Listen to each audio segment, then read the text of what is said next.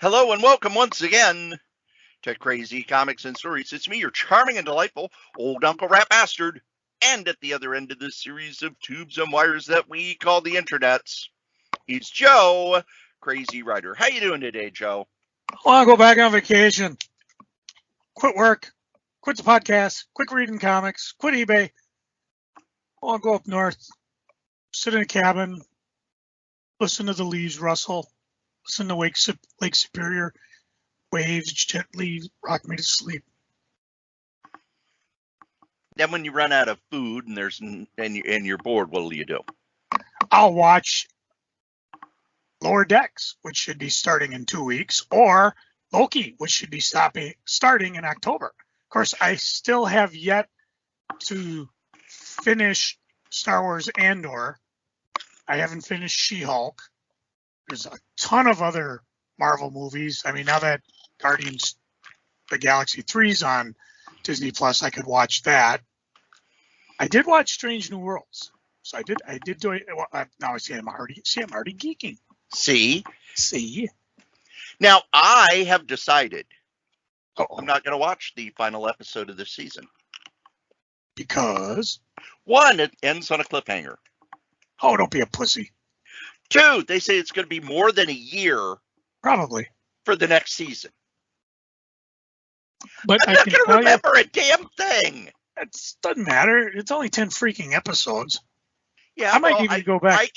I can wait and watch this episode when the new season starts. You're because I hate cliffhangers. Well, good, because I'm going to talk about it in geeking, and you're just going to have to put your fingers in your ear and hum.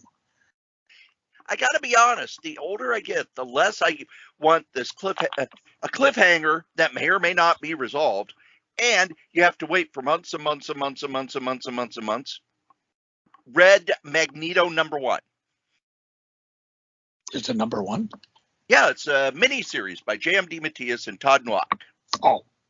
And it's set back when Magneto was in charge of the New Mutants. Oh, I remember that. Yeah, and I'm reading it, and, you know, I love J.M. DeMatteis. I love Todd Nowak. I love the New Mutants. And it's the New Mutants characters I like.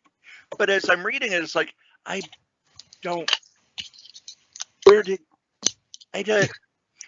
finally had to go and read stuff on Wikipedia and a couple fan sites. And I actually told you even liked the tweet. I tweeted J.M. DeMatteis. I love the fact that you're doing this, and you're doing all of these miniseries set in, previous times. But this stuff is 30 years ago. I've read so many comics and novels and watched so many movies and TV shows and lived an entire life. I can't remember all that stuff. Would it kill Marvel to have an opening page like they do on their regular comics? This was set around this time. Here's what set up, blah, blah, blah, blah, blah. Because I got to be honest, I thought when Magneto was in charge of the New Mutants, Doug had died. I think he was dead for a while. And then right. Warlock got the bright idea, not the Adam Warlock, but Adam Warlock got the bright idea to reanimate him. But I'm reading it going, I don't remember a time when the original New Mutants were together and Magneto was in charge. And it gave me a headache. Yeah, I get that occasionally. All you need to do is 2 paragraphs. It's set during this time, like they do now. In the last few issues, blah, blah, blah, blah, blah. So for the setup for this, it would be, this was during a time when Charles Xavier was off with Lilandra, and this and this and this and this. Don't make me try to figure out and plumb the depths of my memory for a honestly fairly mediocre series from 35 years ago. I get that, because that was one of the big beefs I had when I reviewed Maximum Security, because Xavier's running around with a bunch of mutant Skrulls. No idea what happened to him. Cyclops is dead. Trying to figure out the Avengers, who's there and whatever. It's like, yeah, it's just a little synopsis, what's happened before. But they don't care. Nobody No. cares. Nobody cares. Nobody's listening. Well, no, that's not true. That is true. I'm amazed when people will send me an email on something that we just kind of tossed off a few months ago, and I go, oh, yeah. Speaking of that, Ooh. on my Facebook, someone sent me a letter that I had written in to Amazing Heroes back around 1991. Oh, wow. They were having a contest to write a fan letter for Marvel. Mm-hmm. And I, of course, entered the contest, and I don't remember it at all. I have literally no memory of writing this, but as I read it, I went, yeah, that's my snark. So I'm going to pull it up here. Excuse him while he whips it out. This is in Amazing Heroes number 168. So if you ever see Cory out in the public because he doesn't do cons, bring that copy up to him and say, I want your autograph. Let's see, a pro Marvel letter. Sure is nice to see Jack Kirby working on Thor again. It looks like his stuffed his ink a little too heavy and the composition is wrong, but boy, he could do those poses as good as he did in the old days, and I swear some of them leap right from the original Magog saga. And wait, what's this? Kirby's not drawing it? Gosh, you sure couldn't tell by the art. Wait, no wonder that cover looks like Kirby. It's a cover of Fantastic Four 25 with Thor and Annihilus taking the places of the Thing and the Hulk. You mean it's the same artist who traced Ditko stuff back when he was on Spider-Man? Well, at least I know Steve Englehart on the Fantastic Four and Silver Surfer stories remembered the old Marvel stories about rewriting them, and what? He's been fired from both books? Oh, sorry again. Starlin's taking over the Surfer, and DeFalco wants him to go back to when the Surfer was a whiny wimp who never took responsibility for his own actions. Or will he make it yet another remake of the Warlock story? This was before he brought Thanos back and Warlock back and Infinity Gauntlet. So there's that. Let's see, new comics from Marvel. Speedball. Whoops, too late, gone. Nth Man for people too old for G.I. Joe and too young for the X-Men. Ought to appeal to 13-year-olds for their about 30 seconds as they pass it on the rack. Then one of their friends will convince them that the X-Men will double in value in 3 months. She-Hulk. John Byrne brings Cutie Bunny to Marvel with fight scenes taking the place of jokes. What If, which should become fill-in stories by editors' younger brothers in about 3 months. Meanwhile, Moon Knight back on the racks. Oh, sorry. Lastly, Moon Knight being taken back to his roots. Pretty good for a character created a few years ago. Funny, a character going back to his roots and Byrne isn't doing it? Well, that didn't help much. While I'm at the typewriter, I'll throw in a quick observation. I'm not worried about the Batman movie at all. I'm worried about the whiners who are complaining about it. They emote people will think comics are just for kids, not real literature. What's happening is people are looking at comic fans and thinking, what a bunch of anal retentive geeks. Do us all a favor. Don't take everything so seriously. We're supposed to be in this hobby for fun. I have not changed my opinions at all, have I? What issue is that in? Let's see. 168 on page 75. And like I said, I completely forgot that I'd written that. Were there any response, or did they just publish it and let it fly? It was part of a contest, so I think they said something snarky in return. Let me pull it back up here. Good technique, but it lacks sincerity. I give it a C+. This convinced me. Good. Lacks sincerity. Love it. I may have to dig a copy of that out. That sounds like it'd be pretty funny.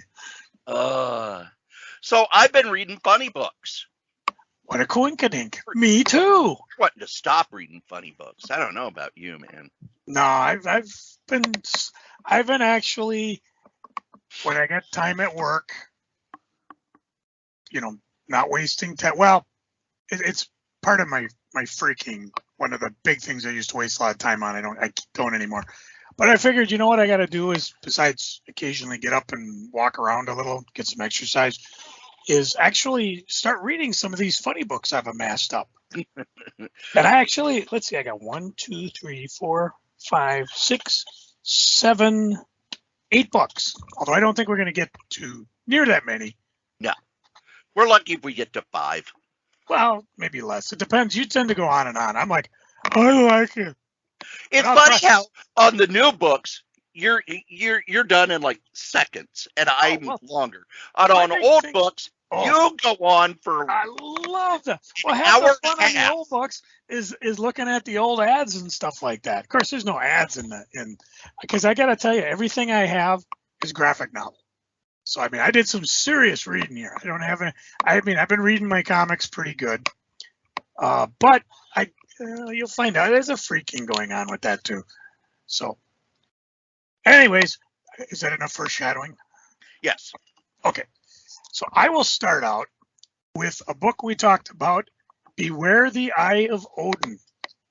And I believe we've mentioned this a couple times because, first of all, there's a local creator in town doing it, artist Tim Odlin. Sorry, Tim, you can call and yell at me. It's written by Doug Operators Wagner. are standing by. Oh, yes, they are. And believe me, we don't give them seats. We want them to stand. This was published by Image, originally a miniseries. And when we went to Gamer's Den up in Cambridge, they actually had a signed copy that Tim had signed. And I'm a sucker for signed books. And being that I never did get around to picking up the series, because every shop I went to, there would be like 2, 3, 4. Guys, you really got to reorder issue number 1 for a couple of reasons. First of all, for a schmuck like me that'll come wandering in and go, hey, look, I can pick up the whole series. Let's just pick it up. That's my reading for tonight. Also, and Cory will attest to this, he used to spend a lot of time making sets in my shop. Put it together as a set, drop the price a couple bucks. Again, a guy like me will come in, pick it up for some reading. But in this case, I just picked up the graphic novel, which was a nice package. So just to read the back of the book here, it says the young Viking prince Helgi has inadvertently found the missing eye of Odin. The problem is that once you touch it, you're cursed to die a horrible death of boils and decay unless you return the eye to its rightful owner. The rightful owner just happens to be the king of the frost giants. Helgi must now fight his way across the kingdoms of trolls, hunderfolk, and dwarven smiths in order to return the eye. By his side are Caitlin, a female warrior convinced she's a Valkyrie, and Sturge, a one-armed warrior well past his prime. Welcome to the world of Vikings, trolls, frost giants, and Valkyries. I absolutely loved the story. Very compelling. I had to actually slow myself down so that, because sometimes you get so engrossed in the story, you're just like, flip. No, just slow down, let it reveal itself as it went. I'm glad I got it in a graphic novel, so I didn't have to wait a month after, in between. Well, like we were talking about, waiting for was that offshore? Off-show. Oh, okay, never mind. We were comparing about Strange New Worlds ending on a cliffhanger, and Cory's against it. I'm for it. Whatever. Whatever it is, I'm against it. Sometimes I really don't. One of two things happens with miniseries. I either wait till I put them all together, then I forget about it because I have like 5 long boxes of miniseries I've never read, or I'll have picked up issues 1, 2, 4, and 5, and for some reason can't find issue 3. So that's why a lot of times, like when Cory and I are reviewing on our preview shows, which was last episode, kids, I'll pick up the graphic novel. It's okay. So yeah, it was a very compelling story. Could not wait to see what happens next. The story, the battle scenes were very easy to watch. Helgi starts out, he's basically kind of ruling an area, and he's not quite, it seems like a bit of a milksop, because he's just kind of whining, and he's finally like, okay, I gotta go. And then Stiger, it's Stigr, so you can pronounce it how you want, decides, you're not going anywhere, I'm going with you. And then, of course, as they're walking, and eventually they start battling, I think they run across a troll right away. All of a sudden, Caitlin comes in and is like, she saves the day, but he's like, no, you two must go. This is my oh, this is my curse. I must bear this out, or I will die a horrible death of boils and decay. And of course, Caitlin and Stig are having none of that. They're like, whatever, dude. You can't really push me around. I don't care if you are my ruler. The art is phenomenal. It's very, let's just say the monsters are nightmarish. Again, the battle action is very easy to follow in terms of what's going on. The characters are very easy to tell who's who. And I got to admit, did not see the ending coming. You know, they're going to get to the end. It's a quest book, so they're off on a quest. As you're being introduced to the characters and the lands and the monsters, you have no problem because you're brought up to speed very quickly. And like I said, I did not, for me, after all these years of reading a comic, to have something genuinely surprise me, like, wow, that was way cool. And it's one of those, I don't want to give too much away, and that's the biggest problem I have with doing new comics, is I don't want to tell you how it ends. Yeah, I'll tell you if it's like 50 years old or whatever. But this is still fairly new, fairly... trying to find the cover date. The comic came out in 2022. And let's see what the graphic novel, I think that probably came out about the same because Image tends to put them out right away. Towards the end, you get all the covers, you get all the, what do they call it, where they draw out the different characters and things like that. And to me, this is a definite buy. Seek it out, buy it if you can in the book comic form. If the book form is available, you should be able to get it direct. If you got to go to your library and get it, please do so. But I was very, very pleased with this, very happy with my purchase on that. So again, beware the Eye of Odin out of Image. Cory? I have an Image book as well. Ooh. It is Quest. It is written, drawn, colored, lettered, all the other stuff by Jonathan Luna. Crystal Wood assists with the story and does the script. This is a fantasy series that plays off of, I can't tell if it's Filipino mythology or Indian mythology. I do know that Jonathan Luna, the creator, is Filipino. He has done books in the past, such as, let's see, we've got Ultra, Girls. He did Spider-Man Origin. Then they did The Sword.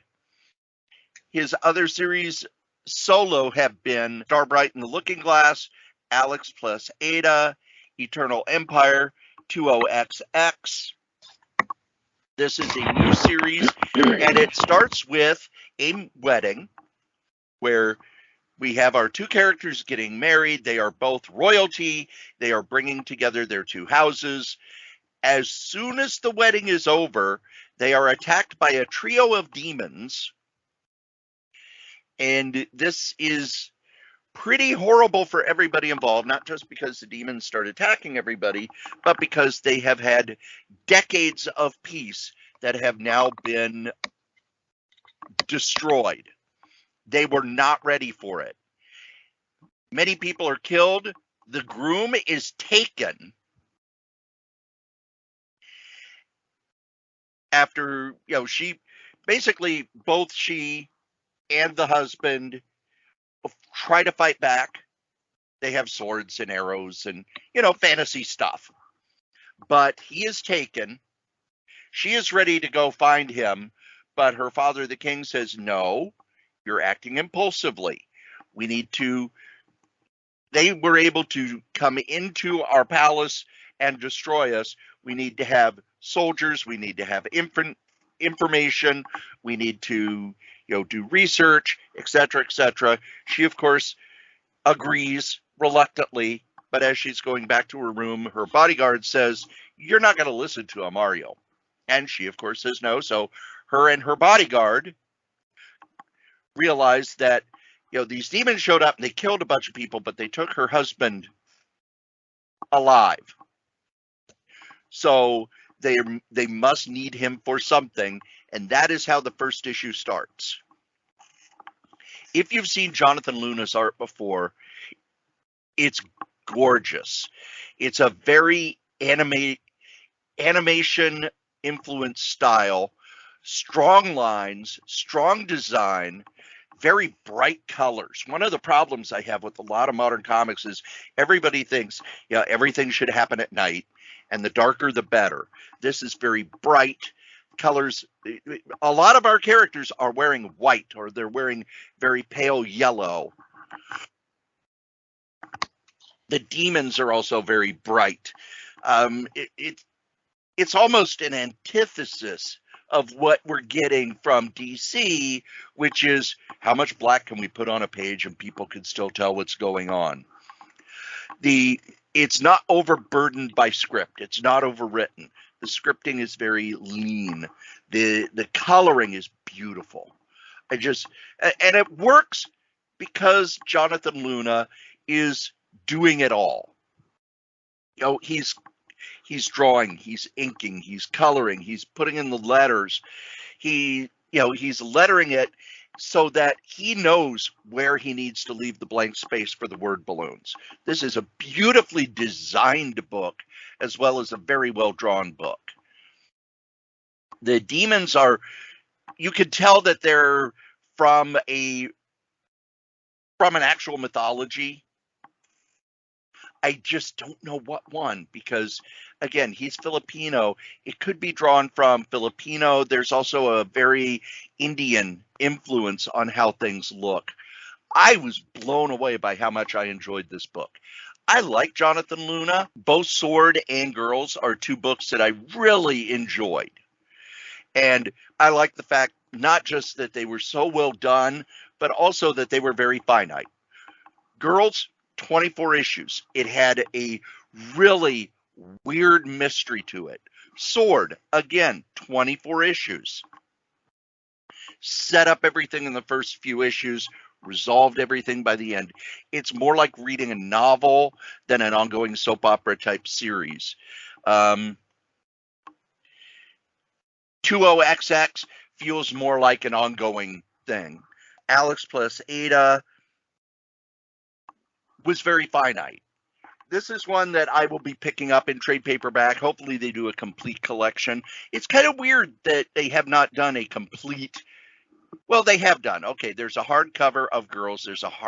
But they've not done a complete omnibus type thing for Sword. If you remember his run on Spider-Woman Origin with Brian Michael Bendis, it was a mini series, and it also looked really nice. But I've been in the mood for fantasy comics lately. Sword and sorcery, fantasy, stuff that's not superheroes but still action-oriented. I love my crime comics. I love my superhero universe stuff. But I've been in the mood for fantasy, probably because I've been reading those Conan omnibuses. This gets a big buy. If you like issue-by-issue stuff, one thing I will say about Jonathan Luna, each issue feels like something complete. Even though it ends on a cliffhanger, you do get a beginning, middle, and end. Something is set up, and then it is paid off on something that moves us forward. It also reminds me a lot of Saga, in that you can tell that he's got the story already set in his head, and they're just going to play it out rather than playing it by ear. So this one gets a big buy. Joe? My next one up, I talked about in the previews, called Nuking, Alaska. And this is by Peter Dunlap Scholl, Notes of an Atomic Fugitive. Now, I should mention I'm naturally predisposed to books like this. This is actually history, folks, because that's what I studied, superpower relations, back in the 80s. Back in the 80s, we actually thought there was going to be a nuclear war that would, we wake up one day and be gone. Now we have different types of worries, but nevertheless, the threat's still there. Peter writes a book. He also wrote one called My Degeneration, A Journey Through Parkinson's.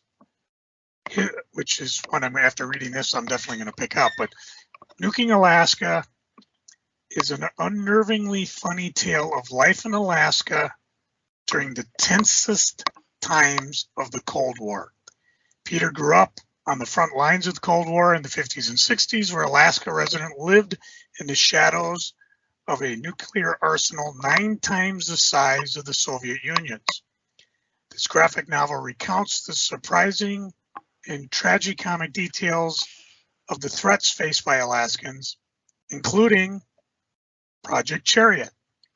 This was championed by Edward Teller, who in his Firecracker Boys in the late 50s, early 60s, because he was very, very much disturbed by the fact that what he helped unleash could quite well destroy the world.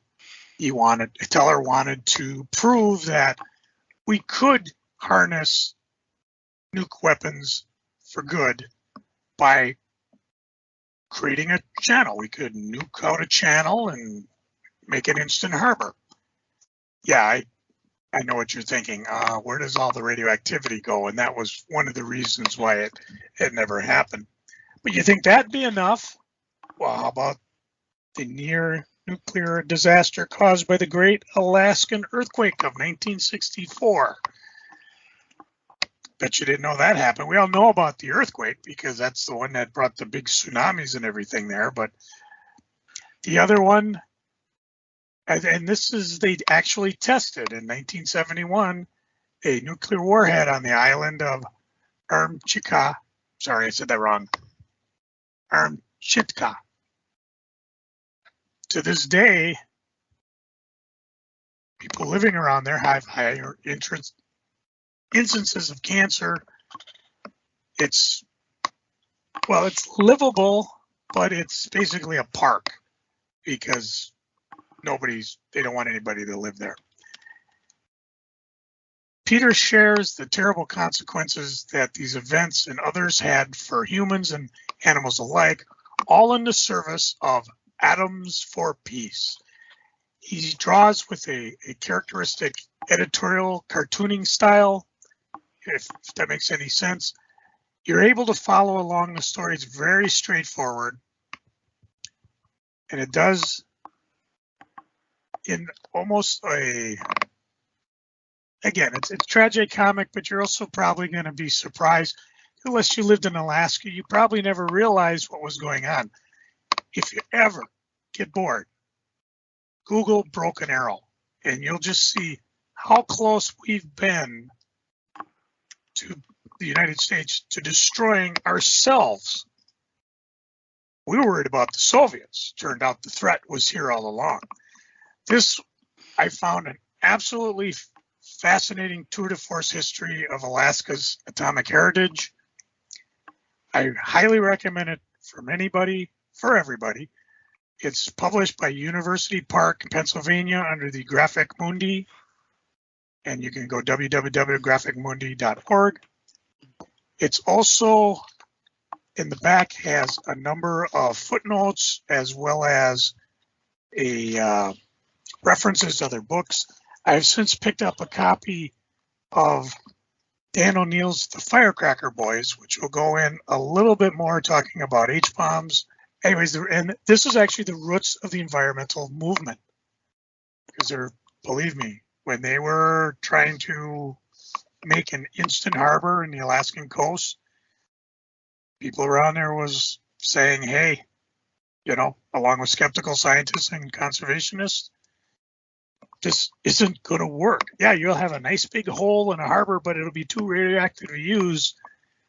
So if you're at all interested in that, this is the type of book I absolutely love because it gives you a little bit of history. It's easy to read. It's easy to follow along what's going on. And if you're like me, you're going to finish up and be mildly appalled because, trust me, folks, they did not teach you none of this in school. Cory? Along those lines, one of the things I find just fascinating about studying history the way I have been since I got out of school is, and there are fights about it in school, we were always taught about how, boy, aren't we great. But once you get of that almost propaganda mindset, you see the mistakes we made. You see the problems we've had. You see, like James Buchanan, by not doing anything during his presidency, caused the Civil War. There were all of these festering problems, and he just ignored them and passed them on because he was too incompetent as a leader to get anyone to listen to him.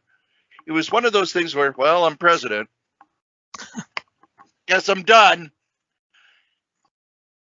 And there were so many times from even the 1820s up to 1860 where things could have kind of been headed off at the pass, or the issues could have been resolved, but they weren't. And there's so much about the Civil War and aftermath that we just were never taught. We weren't taught that there were a whole bunch of people after the Civil War who were like, we still want slaves, and they had money, so they took all their slaves, they went down, they bought land in Brazil and set up a confederacy there. The whole Reconstruction and the battle around Reconstruction, we just weren't taught about that. And books like this, I can't wait to read this, because if we learn about how we screwed up in the past, we can actually use that not to screw up again.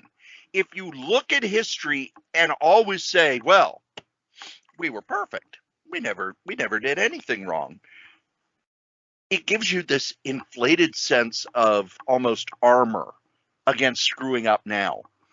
And why do I bring that up with comics?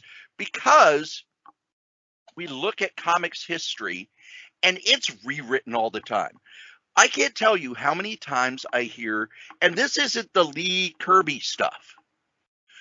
Well, Alan Moore, the reason he left DC was because, you know, he's just a big asshole. But when you go back, one of the selling points of Watchmen was, this is the most creator-friendly contract DC has ever given anyone. After this miniseries is over, it's owned by DC, but as soon as it's over, all rights will revert to Alan Moore and Dave Gibbons. Well, no, in the contract, they first off, he was supposed to get a cut of all the merchandising. And they had Watchmen pins and Watchmen shirts and Watchmen posters and Watchmen this and Watchmen that, and he didn't get any of it. You know why? Because they said, no, that's marketing. That's not merchandising. It's marketing. We put that stuff out to publicize it. And you should be very happy, very, very happy that we're not charging you for putting that stuff out. And then they kept Watchmen in print forever. Comics had never, ever, ever done that before. The only person who had a deal like that was William, I can't remember. Eisner? No, William Moulton, the guy who created Wonder Woman. Oh, yeah. Where DC had to put out a Wonder Woman comic every month or the rights would revert back to him and his heirs. And in 1985, they finally were like, okay, we're just going to buy the right. We're just going to pay you and get the rights outright. And then Wonder Woman was canceled. They were going to have a mini series that took place while the book was canceled. But because George Perez was running so late on the book, what a shock. They basically were like, okay, we're putting out this Legends of Wonder Woman series, but we're going to have a few months without Wonder Woman. We don't want to lose the rights, so we're just going to pay the heirs. That was the only deal remotely like that. Now, with Alan Moore, he still gets royalty checks. But that's not what the contract was for. The contract was for, when you're done printing it, you get it back. I imagine if they put out a Watchmen book and 50 years from now, it's not selling, they're still going to figure out a way to get a new one in print so that they keep those rights. On top of that, they screwed him over on royalties for other things he did. Then they put, remember when on Swamp Thing they went without the code and they went for mature readers only? DC was going to do an entire ratings thing. And a number of people at DC signed an open letter saying they didn't like that, because at the time it was thought that you'd get people like Buddy Sanders, who owns Lone Star Comics and mycomicshop.com, and has always been a pain in the ass about comics that aren't for 7-year-olds. They thought that people like Buddy Sanders would be able to take that to the news media and go, they're making porno, and that's right on the cover that it's porn. So all these people signed things saying that they didn't think it was a good idea. One of them was Alan Moore, and what they did was, well, you know, we don't want you writing the next big crossover, that Twilight of the Superheroes, because you're not being a good company guy. We kind of don't know if we want to publish this. Marv Wolfman, by the way, was an editor at DC. He got fired over it because he signed the letter too. So it's not just Alan Moore's a grumpy old pain in the ass. It's no, Alan Moore got lied to over and over and over and over and over and over, and they took money from him. And they took characters and rights from him. Basically, DC, who, oh, Alan, we're going to treat you like a god. Oh, you mean there's $1 to be made? Fuck you, Alan. Now, with Neil Gaiman, they haven't done that yet. Well, I also think Neil, to his credit, he saw what happened, and he, with DC, everything's business, signed. No, well, yeah, we're going to do this. In other words, if it ain't in writing, he won't do it. Yeah. And that's my take, just judging from what Neil has said, because he saw what happened to everybody else, and he's like, no, if we're going to do business, it's going to be on the dotted line, not a handshake. How did that work for him? Well, DC very well. For Todd McFarlane and Image, well, maybe not so well. Because again, it was a handshake deal, and it kind of, Todd went back on it, blah, blah, blah, different subject. And the early days of Image, there was a lot of creators' rights stuff, but we soon found out it was only the original 6 who had any creators' rights. And if you worked for them, tough shit. Although I did hear some things about Sam Keith and Max, because apparently it wasn't selling as well as they want, but they're also like, his contract is pretty... Sam Keith is smart. Yeah. So again, people learned Al was the one who took the hit, unfortunately. Yep. And again, he still gets a check from DC. He just doesn't have the book rights. Yep. I will do my review now. Oh, you did it. You fired him up. Who did that? Hello. I'll answer the phone. You give the next review. All right. My next review is going to be spoilerific.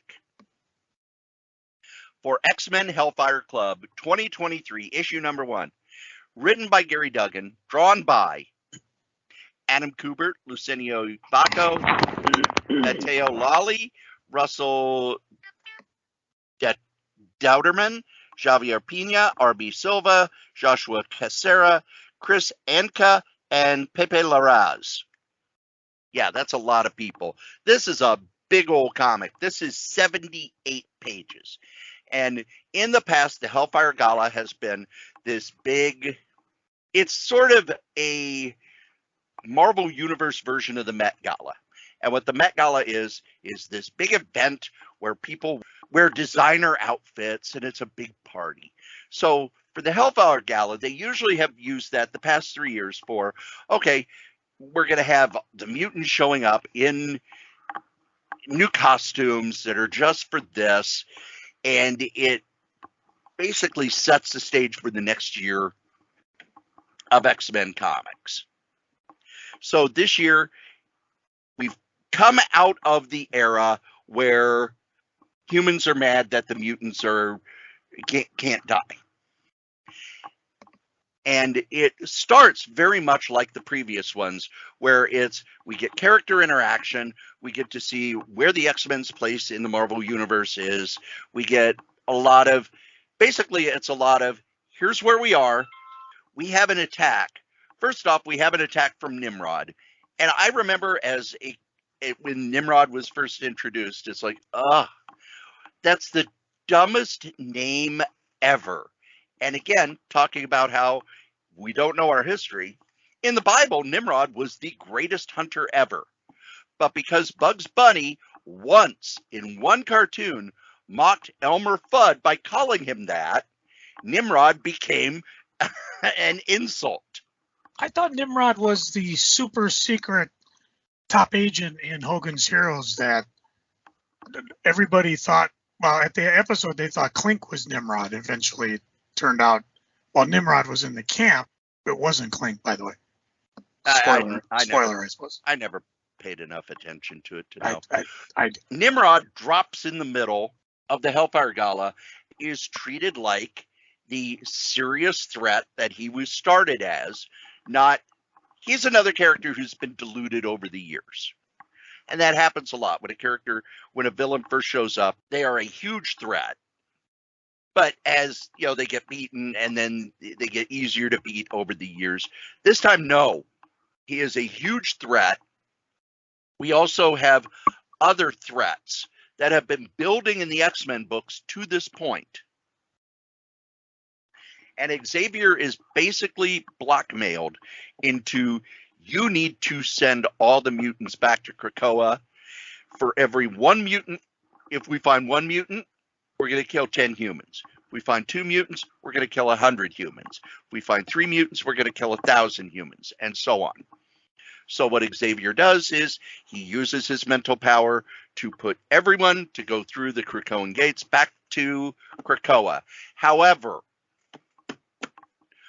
Moria McTaggart, who has become one of the major villains, and another villain have sort of rewired the Krakoan gates, and everyone just is gone. We are told that everyone who went through the Krakoan gates is dead. So very few mutants left on Earth. The mutants who are on Mars are alive because they did not go through the gate, but they basically have gone through, and the mutants are. Now, they've done this before, but this was done in such a shocking way, in that Xavier did it to save humanity and then finds out afterward what he has done. We also set up that all of the medication that the mutants have been creating to give to humanity to cure all of these illnesses, well, it has been spiked and is dangerous. So that's why we're going to have these crossovers where the people who've been taking this medication go crazy and try to kill people. They were really good at holding on to what the Fall of the Mutants twist would be. And I just spoiled it. Sorry. But this is not anything I was expecting with Fall of the Mutants. It was done in a very, almost horrific way. Very effective. Gary Duggan is so good at this sort of thing. And going into Fall of the Mutants, Fall of X, I was like, Joe, who cares? Going out of it, it's like, I got to see what they do next. Because of that, I'm going to give it a buy. However, if you have not read the X-Men for the past 4 years, this is not a jumping on point. You have to have some knowledge of what's been going on in the X-Men for the past 4 years. I'm behind on my X-Men. I was able to keep up. But if you don't know everything about what's been going on with the Krakoan change and the new villains they've created, what's happened with Moria McTaggart and Ms. Sinister and all that, you're going to be scratching your head and very confused, because this story, it's 78 pages and it barrels along at an incredible speed. This is not stretched out. This is jam-packed. This is fast-moving. If you are at least familiar with what's going on in the X-Men, this gets a huge buy. If you're not familiar, this gets a borrow for when you read the other Krakoan stuff. I was really, really surprised by how much I liked this. Joe, are you back? I is. Cory, I think we got time for what? One more, maybe? Yep, one more. All right. I'm going to let you choose out of these 4 books. Parallel by Mathis Lehman. The Dreamwalker by Bill Mumy, Michael Ferrer, and Gray Marl. Kiss, Army of Darkness, or Injustice, Gods Among Us, Year 1 and Year 2. I know nothing about the first one, so let's go with that. Which was that? Oh, Parallel? Yes. All right. I picked this up cheap off of the sources clearance thing. And it's a thick book from Omni Press. Parallel, again, by Mathis Lehman. Carl Kling's story is one of Revelations. He's the main character.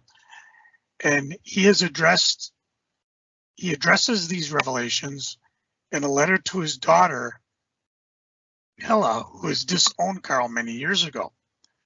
Carl's letter is I'm not sure if I'm going to say this right, cry de coeur, from a father to a daughter he never really got to know. And he comes clean to her about his failed marriages, his fractured family relations, and his love for men. Takes place between the end of World War II, when homosexuality was pretty much criminalized, and the 1980s. Chronicles Carl's efforts to comply with social norms in order to keep his sexuality a secret. It also paints a picture of a life torn between conformity and rebellion, and the cruel realities of 20th century German society, where homosexual was prosecuted and punishable till about 1994. Matthew poignantly depicts the story of a decades-long yearning to live an open and free life, and the price Carl and those he loved must pay for it. It's also a story of finding the courage to finally tell the truth, no matter what the obstacles or cost. So in that backdrop, he's writing a letter. It comes in about 4 parts. I don't know if this was published as an original graphic novel. Let me just take a quick look at it was published pretty new, 2023, so I must have got a pretty good deal on it. Does not say if this was published as a miniseries or comics, so it might just be an original graphic novel. It's in 3 parts. The first part pretty much tells his early life. The ongoing narrative that goes between it, and you can tell by the word balloons with the kind of the more manuscript writing, that's the letter. It tells about his early life and how things went wrong, how he had to run. Then he meets up and there's a change in narrative. You have to really pay attention mostly to Carl's hairline for when he's in the modern age, or in this case, 1980, and when he's back in time, telling the story of his youth and how he got to where he is. Once you get that settled down, you're able to follow along the narrative very clearly. And it's not an easy story to digest because Carl's a bit of a schmuck when he comes to deciding, does he want to be married? Does he want a family? Does he want to have sex with men? Does he love men? And you just got to go along with the ride because this is his life, his decisions, and see how it takes him, see where it goes, see what it costs him. And ultimately, he gets the letter written, he sends it off, and he waits. He hasn't seen his daughter in years, not even sure if she'll even get it. I enjoyed this book more than I thought. I had to set it down in parts because it did get kind of harsh. Again, we're in the 2023, we're, to see how people were prosecuted for being homosexual back then is kind of infuriating, even though some of us are trying to pull the clock backwards to do it again. It's very much what I call a slice of life book. And I enjoyed reading it. It was well worth the read. It's probably something I will never read again. So if you want to buy it from me, I'll tell you where to get it when we get to Geeky. Or if you just want to send me an email, because I'll just figure a way to get it to you. Definitely, I bought mine originally $29.99. I got mine at a discounted rate. If you can borrow this, it's definitely worth a borrow. I mean, I hate to see you spend $30 on something that you may go, that was not my cup of tea, because it's definitely not for the, you're either prone to read comics like this that express and push out the boundaries of what comics can be, or you just want to, again, you're just along from some escapism and just get away from it all. This is not a get away from it book.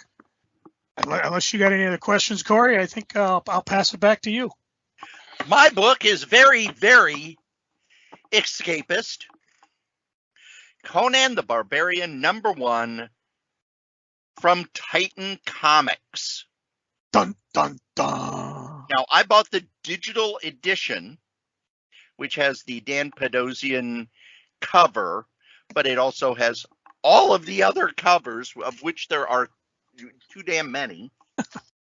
This does not start at the beginning the way Dark Horse did. This starts in the early part of Conan's life, but not at the beginning. He has been a thief and a mercenary for a few years. It is written by Jim Zub. It is drawn by Rob De La Torre.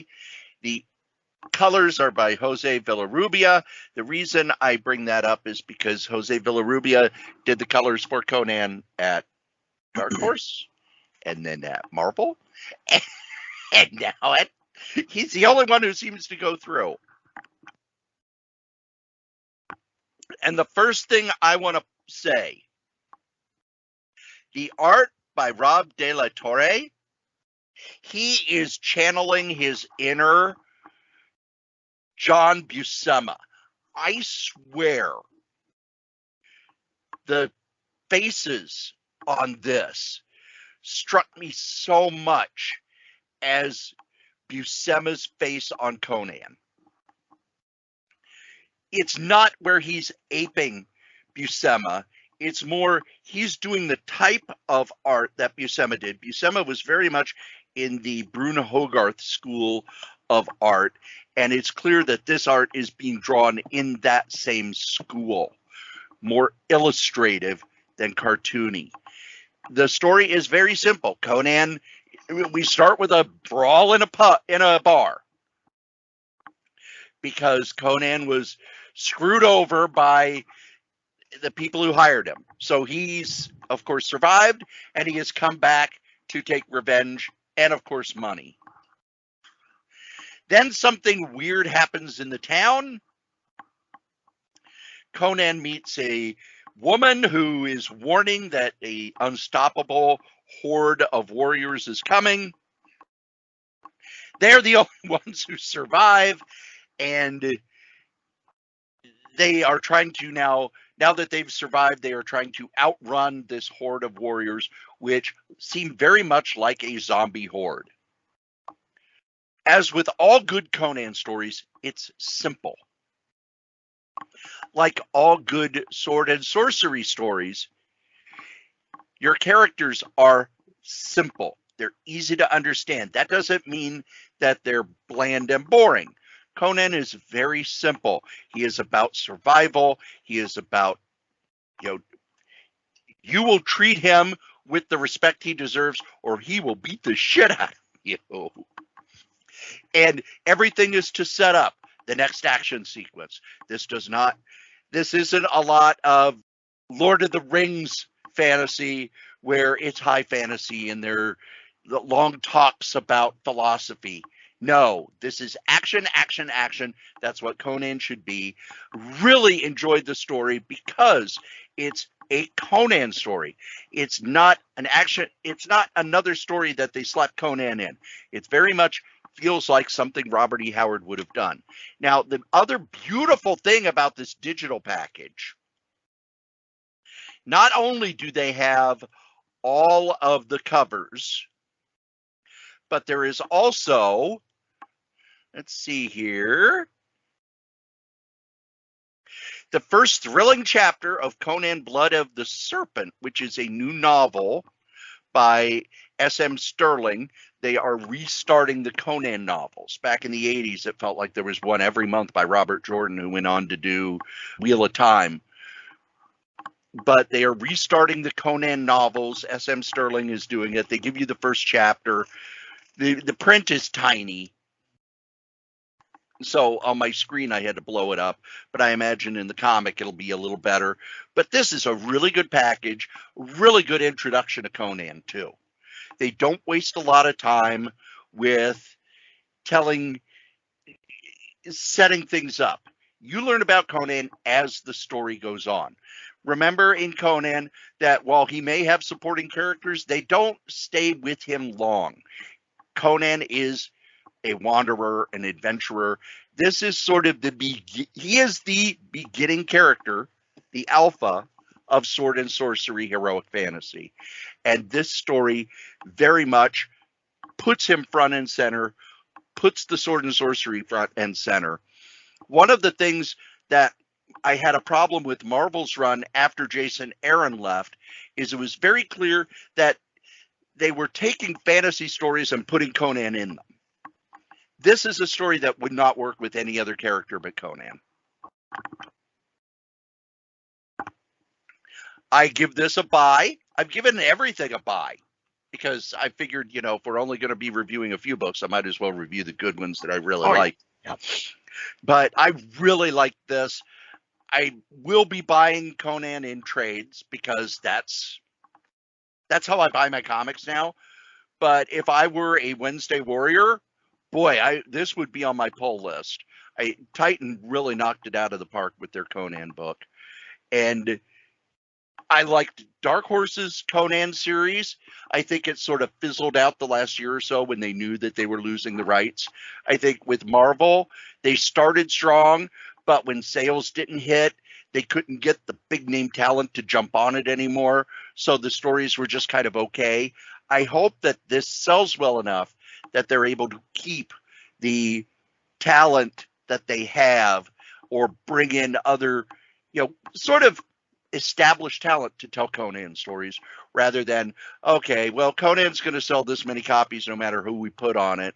So let's get people who we don't have to pay as much. Nope. This is top of the line comics. Very well done. Joe, you know who else is top of the line? Well, we are. And these guys, our sponsors. Our newest sponsor is NordVPN. Let's be honest, if you're out on the internet, you need a VPN to protect you. There's all sorts of things going on the internet where people can track you. You could accidentally download a keylogger, all sorts of things. NordVPN gives the best security possible. It has a password manager which generates complex passwords, syncs across all your devices, stores your notes and credit card information. It also gives you 10 gigabytes of private cloud storage, secure files that backs up your data automatically. But the main thing it gives you is peace of mind. It gives you peace of mind when you're out on the internet, when you're streaming, when you're playing games, when you're listening to podcasts like this one. It gives you safety anywhere at any time. It protects your online activity. You get full access to all content. And if you use the link go.nordvpn.net sh3ku, it'll take you to where you can get a great deal for a 1-month plan, a 2-year plan, a 1-year plan. They are our newest sponsor. We're happy to have them. And if you would like to sponsor something here at any of the podcasts on the Solitaire Rose Network, you can. Just email me, solitairerosenetwork@gmail.com. Thanks. Hello, movie lovers. Jeff here from the podcast Cinema Judge. The studios, they provide us with movie clips, interviews, on-the-set footage, and so much more. We present you, the jury, with the evidence, and you make up your own mind if you want to see the movie or not. So join me as we take a deep dive into some hidden gems you may have never heard of, or more insights into movies you already love. So if you're interested in movies, you can find me on most platforms, Cinema Judge, Spotify, Apple, you name it. I look forward to seeing you in the courtroom. Thanks, Joe and Cory, for making this possible. Hooray! Now, because we've done a whole bunch of reviews already, and we're running late. What a shock, we're running late. I'm shocked. Let's jump into my favorite part of the show. You mean No. I gotta postpone my review of My Little Pony Transformers: The Magic of Cybertron? Yes. I mean, there was only one good part in the book. You need to postpone it. No, it was right on page 1 there, because you had Frenzy there. He goes, well, what the scrap are you reading? Hey, it's a funny book from that pony world. One of them gave us a bunch of presents in between fights. And you actually like it? What? Big Bad Breakdown's too cool to enjoy escapism, exploration, and magic? Primus forbid we ever take a break from endless war to appreciate a little beauty or just plain happiness. Yikes. Oh, okay. Calm down, Frenzy. Hey, maybe can I borrow it when you're done? Then Megatron walks in, silence, imbeciles. That was pretty much the best part of the book. No, you're going to have to wait and do that next week. Oh, all right. No, it's my favorite part of the show. No, not a bourbon tasting review. Aw. It's Freaking and Geeky, Joe. What are you freaking on? I might as well get rid of this bourbon then. I'd mentioned I don't spend a lot of time on the phone anymore. Well, that's because they haven't fixed the Simpson tapped out game yet, which really sucks. Because part of the game is SimCity, and it's hard to move your cities around when you can't see where anything is, because half the place has disappeared. So, very disappointed with that. I am still kind of doing whatever the current thing is. I think it's anime twist. Must be tied in, where they got realistic anime versions, what are mirror versions. That's what Homer's calling them. It's weird because usually I'll drop at least $20 and try to get the one character that's like locked in the donuts, get like 20 donuts, 200 donuts, whatever. But I'm not spending any money on the game anymore until they fix it.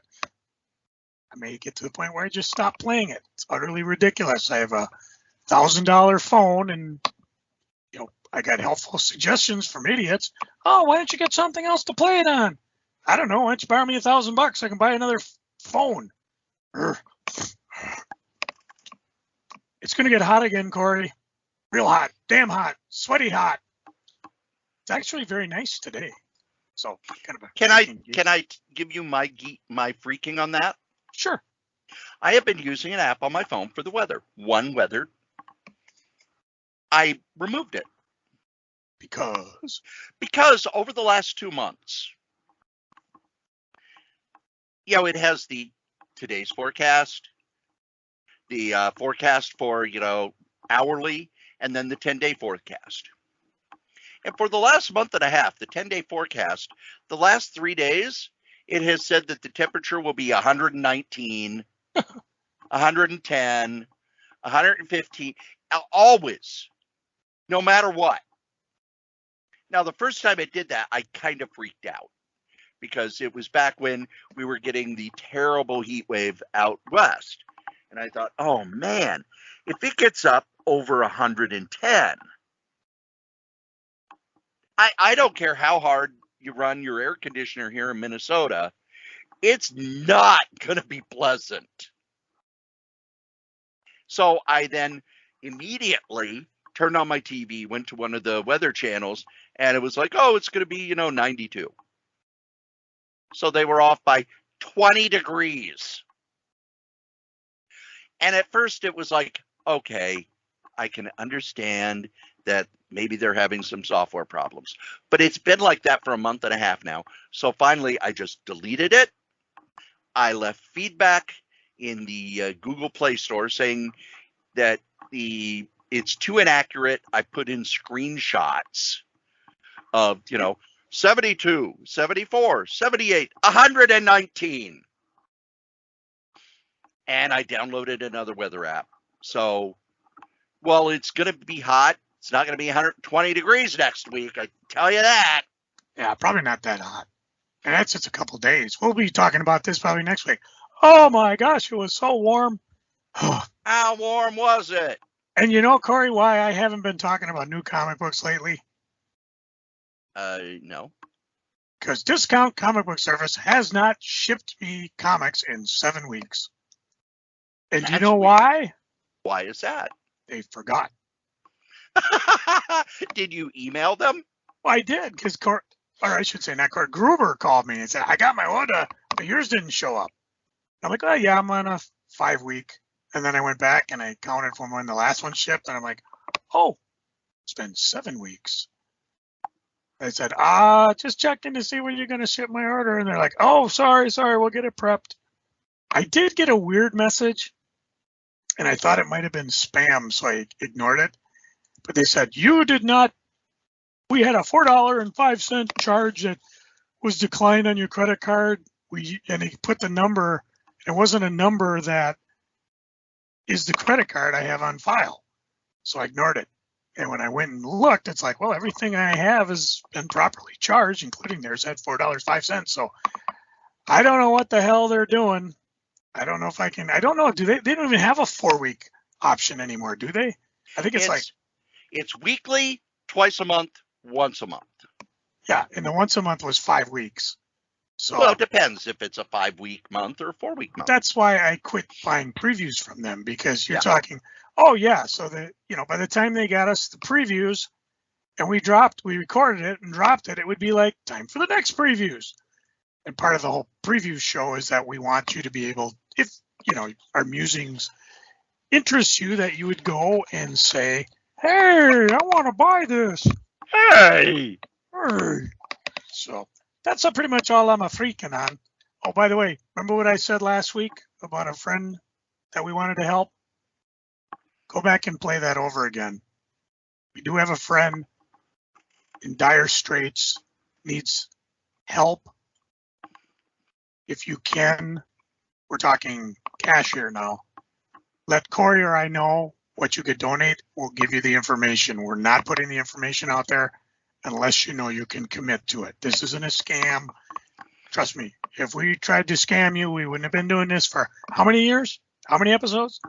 13 years at 614 episodes. I think we could have come up with a better scam than that. But in all seriousness, if you can help, please do.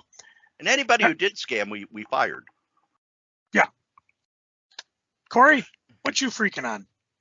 I do not have enough time in my day. At my office job, they have taken away the time off the phone. Now, I still have to do my off the phone work.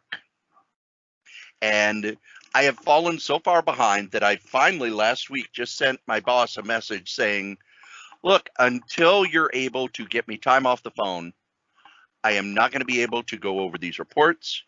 I can't listen and give feedback to people on their calls. It just can't be done. It took me an hour to listen to a 15-minute call because I would start listening and then I would get a call and I would have to handle it.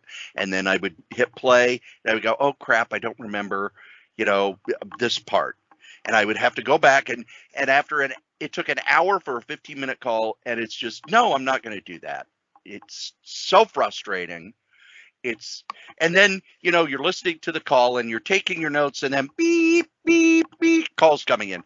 And I would get so mad because it's like, I'm in the middle of this. Then in my personal life, I feel like there's just not enough time.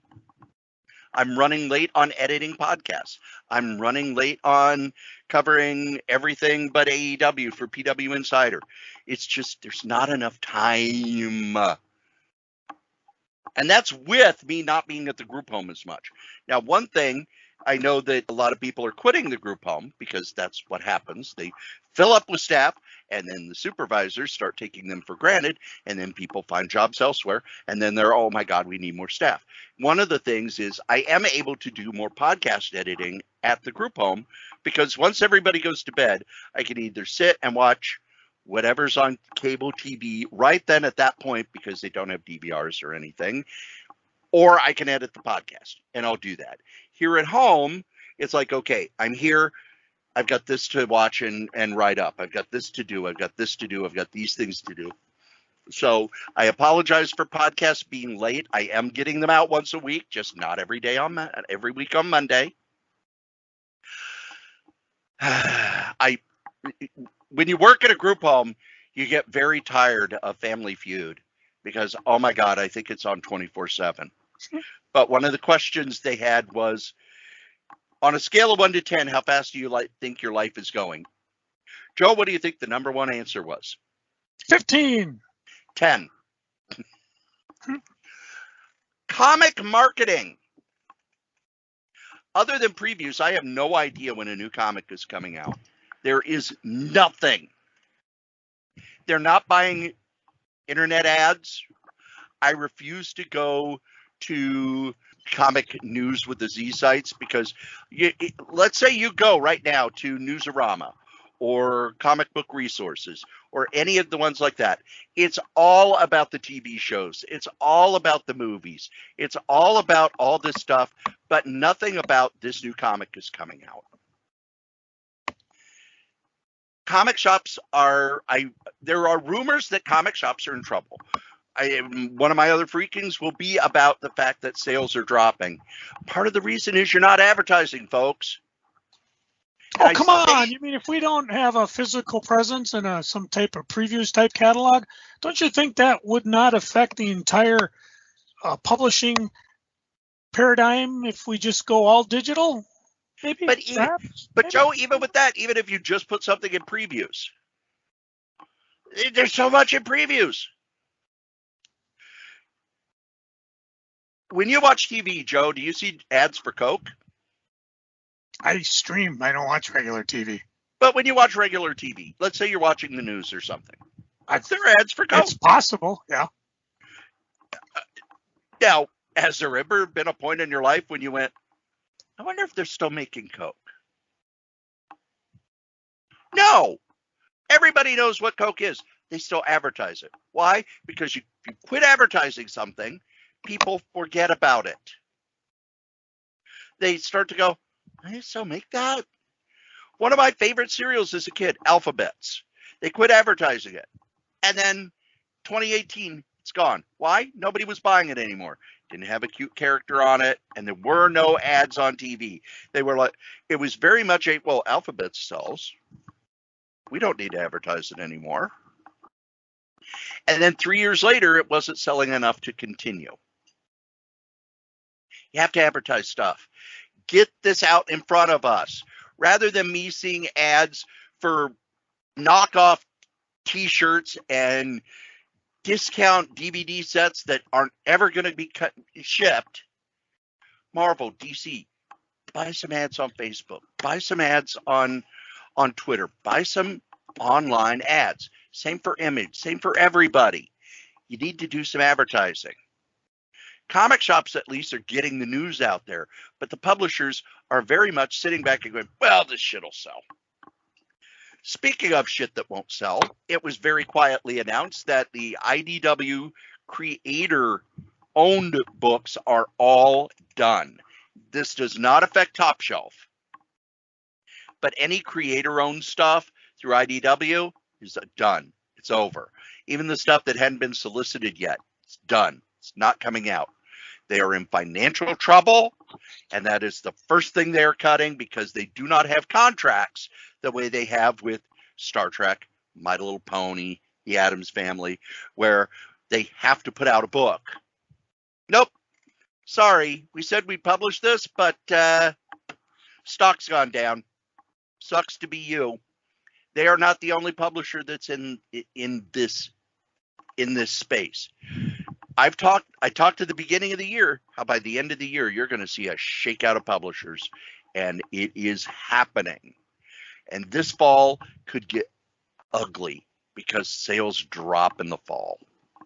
And then the last thing I am freaking about, I've talked about it when we do our previews episode, but when I receive my comic boxes, it's really apparent because I will get 2 or 3 Marvel omnibuses and some trade paperbacks, and maybe, if I'm lucky, I'll get 1 DC book. Maybe. If it hasn't been delayed or canceled 12 times like the Phantom Stranger. DC.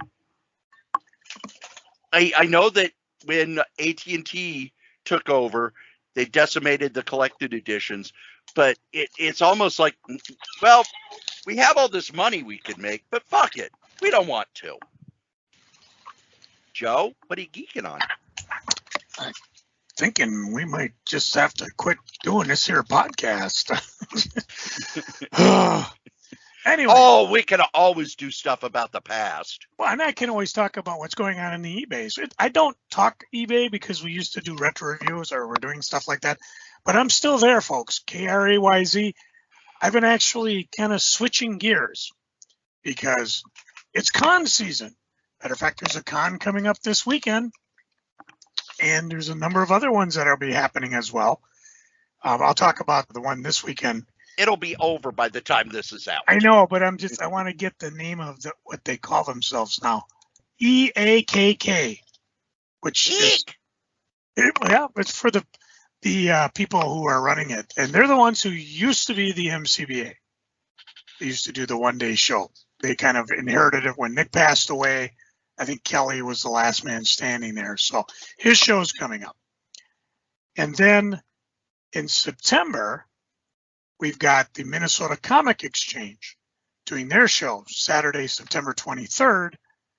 That's the free admissions to go in at the Valley Creek Mall. As a sidebar, there's also the Eclair Comic Con, which is September 9th, 10 to 5 at the Expo building in the fairgrounds. But the one that I'm really concentrating on, but I'm having fun going through, and discovering things, and some of it we'll talk about, some of it I'll just sell the comic and you'll never know. I did talk about vacation last week, going to the comic stores, but I did want to mention some of the other highlights. Since it was our first night, we stopped at a resort in Alexandria. We just decided, let's just get the heck out of town. And that way, instead of rushing our way up to Bemidji, which at most is a 4-hour drive, we just have a 2-hour drive so we could spend some time in Park Rapids, things like that. We went on to the bar, we sat down, we got a drink, we're trying to decide to eat, and they had live music going. That's where I met Rob Justice, a fantastic musician. Listened to him, his entire sets. It was fun to talk with. He actually plays up in Alaska, kind of in areas that I was at. I was kind of like, why? You're from Alexandria area. Why you go up to Alaska? I said, well, he has friends there. And I said, okay, I can understand that. My cousin, Dave Anderson, who down in Huntsville, plays with Atlantic Rhythm Section, occasionally comes up here and we'll do a set or things like that. I haven't heard from Rob. I asked if he had anything we could play to kind of show off some of his music. But if you want to check some of it out, He's on Pandora. He's on Apple Music, Amazon Music, Spotify. You can go to Facebook, Rob Justice Music. That's 2R, ROBB Justice. You can also go Instagram, Rob Justice Band, or www.robjustice.com. Check it out. Tell him that weird guy who went to Alaska you met in Alexandria sent you. I ordered 2 of the CDs because I just realized the only thing I got in my house that can play a CD other than maybe the DVD player is actually my car. Even my wife's car doesn't have CDs. So, oh, you kids in your Pandora, that's just not right.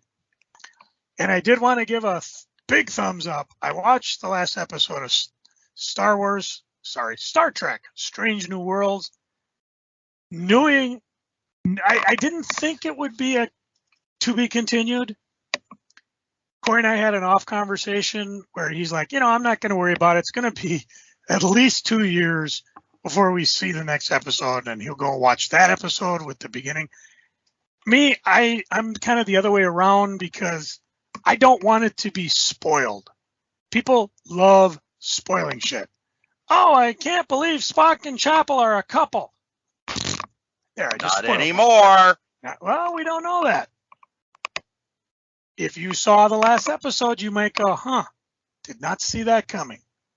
But either way, it was a fantastic episode. And of course, oh my God, the trolls are out. Those aren't Gorns. That's not what a Gorn is. They're totally changing the Gorn. Here today, Gorn tomorrow. Yeah, they have money now. The old Gorn outfit looked like they bought it from, who was that guy who did the Halloween costumes in the 60s? And see, I don't even... Cory and I have read DC Comics forever. For them to stop and explode their entire universe and say, guys, we're starting over. It's like, whatever. It's that or stop reading DC. We get retroconning. We either like it or we don't. We either mope it in our mind or we don't. Boy, Star Trek fans are just as whiny as Star Wars and everybody else. This isn't Star Wars. This isn't that. How can this? These aren't Gorn. And I'm like, okay, first of all, or my favorite is, we don't know. This isn't Christopher Pike. It's like, no, we don't know much about Christopher Pike. We know how he ends up. We know that he was very upset at the time of the Cage / Menagerie. We know nothing else about him, except maybe he did a 5-year mission before Kirk. So if you want to totally spread out and, hey, this is the way Pike is, I'm absolutely loving.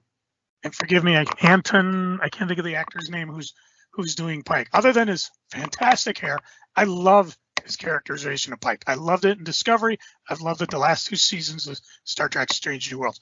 As for the Gorn, I'm like, you know what? I got no mental problem thinking that the Gorn we saw in Arena, I believe that was the original episode, that could be an elder Gorn. Because you remember, the Metrons pulled the captains of the ships and threw them down on the planet to fight. Doesn't stand the chance that it could be a fast-moving super Gorn that we've never seen before. Gorns, they could get old, they could get upright, they could lose their tail. We don't know. I don't mind people, okay, how did the Gorn come from a society where they lay their eggs in other beings and they fight and they eat each other until one survives and they become a warp-capable race? This doesn't make sense. It's like, well, that's okay. How many years in Star Trek have we heard about Breen? We still don't know what they look like. These are things to be revealed. I'm kind of like Alan Moore. I like Alan Moore's idea to kind of bring it full circle. All stories happened. It's up to us to figure out how it works. Of course, this isn't Star Wars. It's an alternate timeline. It's this, it's that, it's the other. Well, whatever. They kind of explained it in an earlier episode of Star Trek. I love the way the explanation, again, DC Comics, Marvel, they changed the timeline. Doctor Who, wibbly wobbly timeline. I'm not the one to go to like, well, this is not Star Trek. I don't care as long as you watch it. If you absolutely hate it, that's fine, because the only way we're going to get new Star Trek, strike not withstanding, is if you watch it. Even if you hate it, the worst thing you could do for Star Trek is stop watching it. Then you can stop bitching about it. That's what killed Star Trek with Nemesis. And that was a good movie, although it had problems because it came out against some real serious competition. And the guy who, from what I understand, the scenes that were cut were the Star Trek stuff you and I like, but the guy who did it didn't get Star Trek. Or as Mary said, he's an idiot. Jonathan Frakes just had an interview, and he's a little more charitable. But by the way, the Halloween costumes I was thinking of, the Ben Cooper costumes. Oh, Koopa Doopa. See, that's the thing. When I try to, there are people who, well, the Gorn don't look the same. Well, they had $50 for a Gorn costume. Yeah, and it looked terrible. It was awful. So many of the Star Trek special effects were god awful. Oh. One of the things that they had to do when TV went digital and they were going to put Star Trek, the original series, on DVD, they looked at it and, when we look at this digitally, it's awful.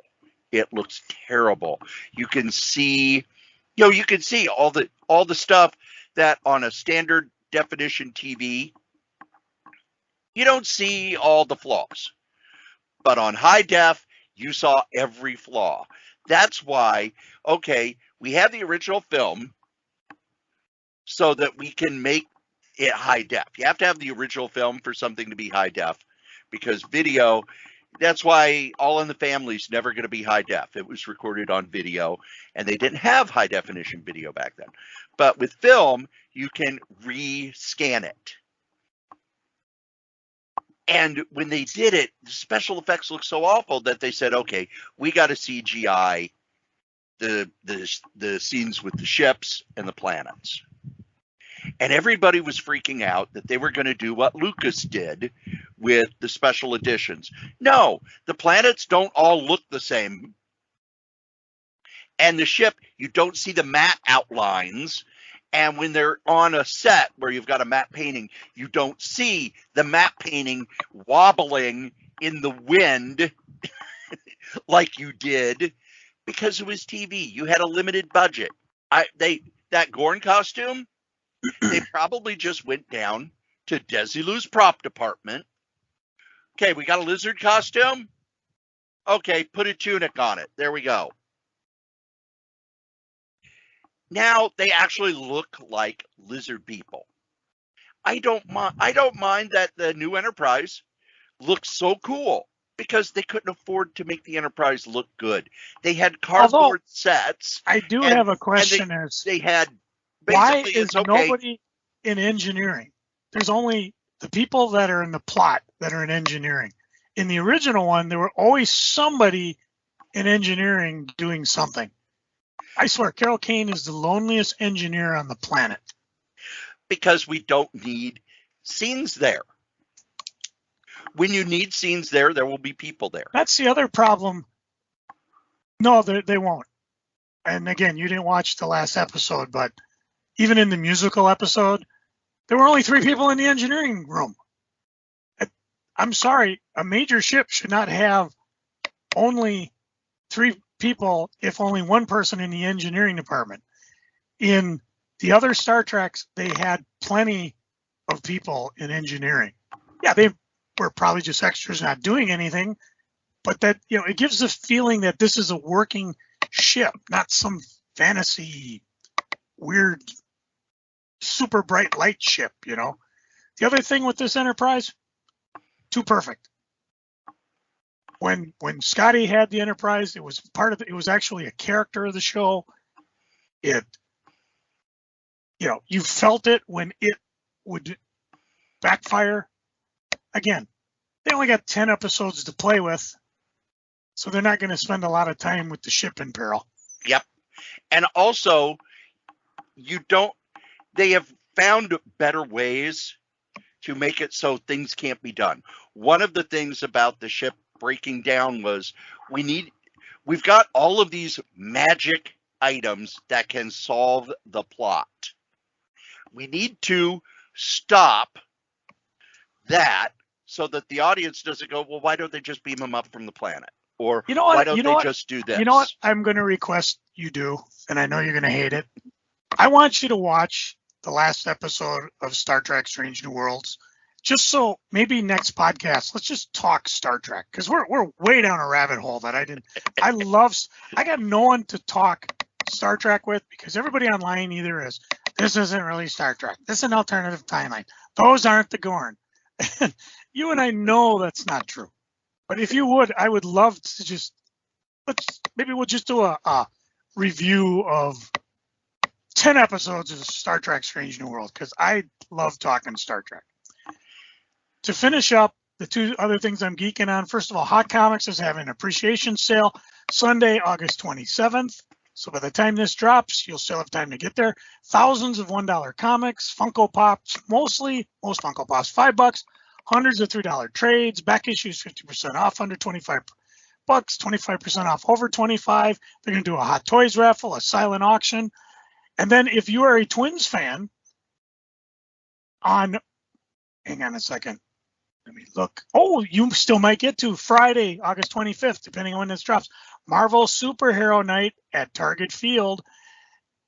Do what heroes do and bring your thunder to Target Field for Marvel Superhero Night, Friday, August 28th, when the Twins battle the Texas Rangers. I actually thought I'd say Texas Tornado. This special ticket price package includes your reserve ticket and an exclusive Twins Marvel co-branded jersey. So if you're so inclined, check it out. That's all I'm geeking on. Cory, what you geeking on? You already mentioned some of it. Sales. Oh my God, comic shops are dropping the prices on everything. Oh, and if they're not doing it, guys are doing garage sale comic cons of their own. Mind's Eye is doing 60% off trade paperbacks. Hot Comics, they've got that sale with dollar comics and trades and hardcovers $3 each. The Source is doing a big sale. Now, part of it is they've got all this inventory. And you and I have talked in the past, back issues are just dead. Excuse me. Back issues are just dead. Yeah, unless you're key, it just ain't there. But also Dreamhaven. A while back, it was a big deal. We're having this sale where we're just going to set up and sell these books $1 each. 8 tables worth. And then a few weeks later, we're just going to give them away. Now, it's very much, we've got too many goddamn books we've been buying. A lot of these 70s, 80s, and 90s paperback novels, there's no demand for. Set it up, get them out of here for $1 each. Get something for them. We've been buying them at $0.25 each from estates when people bring in, because baby boomers are passing away, so their kids don't know what to do with all these books and comics and tchotchkes and all this stuff. So they're just taking them to bookstores. Hey, my dad died. He had 1,000 books. We'll give you $100 for them. Cool, thank you. What is it? Uncle Hugo's is talking about they're getting so many used books in that they haven't even started work on the mystery used books. Now is the time. If you're looking for cheap reads, I don't know what it's like in other cities, but I can't imagine it's that much different, as you've got all these people who are, who have been collecting for 20, 30, 40 years and are like, where the hell am I going to put all this stuff? So really good time to go out and load up on cheap reads. I have enough cheap reads to get me through the next year and a half, 2 years. So I don't know if I will be hitting them. But, man, that Saturday sale at Hot Comics. Anyway, when we went last geeking, remember, Joe, I bought all those DC digests? Oh, yeah. These are so cool, but there is a problem. Eyesight. Imagine George Perez comics shrunk down to half size.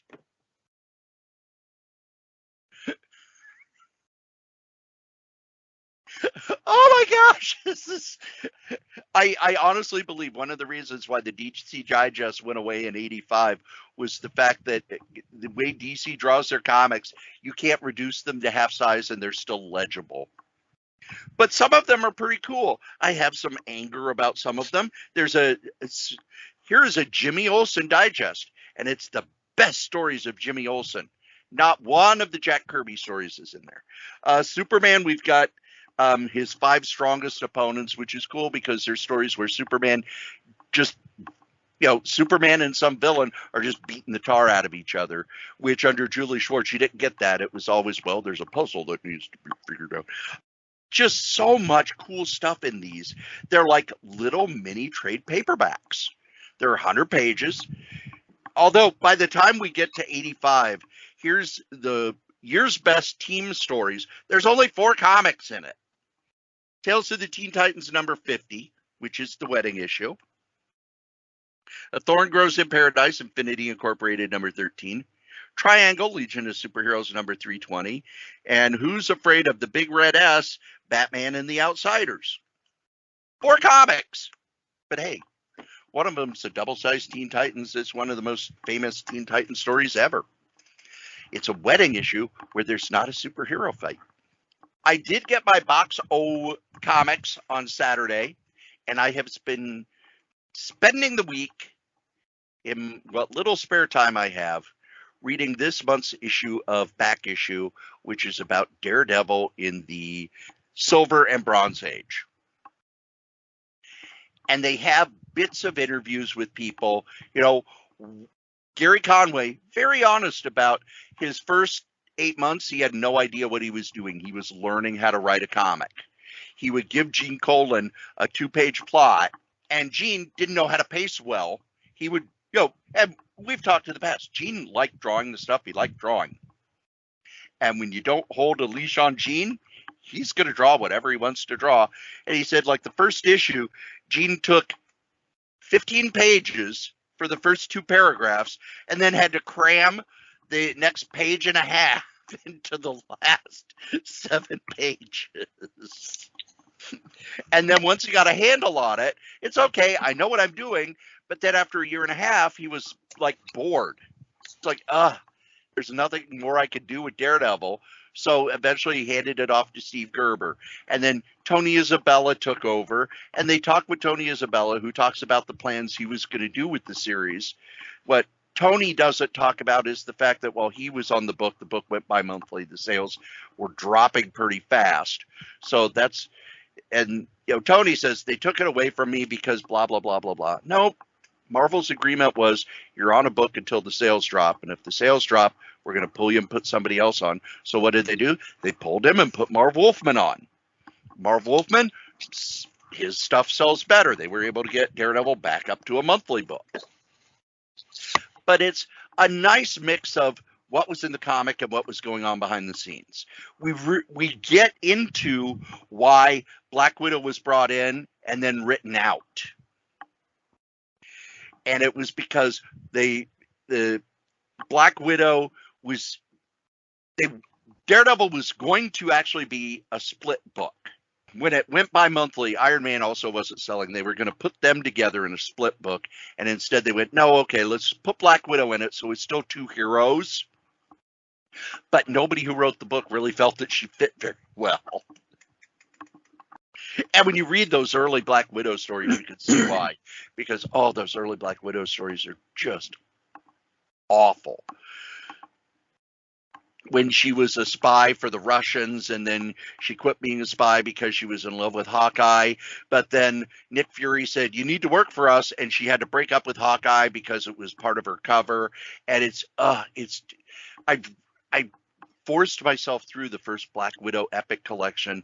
And until you get up to her solo series, it's terrible. So I've been loving that. Also, the penultimate issue of Hey Kids Comics by our pal, who's a prince, Howard Chaykin. And he is telling a boulderized version of the history of comics. He's changing the names. But if you know anything about comics, you know who the hell these people are. He doesn't hold anything back. Howard Chaykin has never given much of a shit about what people think of him. So he doesn't care what bridges he burns. And one of the things I find fascinating is he loved Gil Kane. He worked for Gil Kane. He loved Gil Kane. He still loves Gil Kane. He had no problem putting out there all of the shitty things Gil Kane did in comics. Because it's, hey, you know what? I'm in my 70s. These stories are going to go away if I don't put them down. Here you go. Here's all the dirt, baby. And boy, he did not like Jim Shooter at all. His version of Jim Shooter is both vicious and hilarious. Only one issue left. It's going to be 3 trade paperbacks. If you care about history of comics, if you like Howard Chaykin, or you just want to see a story about people being shits to each other, nobody does it better than Howard Chaykin. Nobody. Believe it or not, kids, you've listened to us blather on about funny books for almost 2 hours again. Oh. And as we say every week, the comic we like the least, we still like better than the comic that you like the most. Joe? But you know why Worf changed his hair color, right? It was a good day to die. My work here is done. Scotty, beam me up. By the way, you do know my favorite Worf quote, right? Very funny, Scotty. Now me, not just my clothes. I'm sorry, what? No. Worf. Worf. My favorite Worf quote. I am not a merry man. With that, hit some music.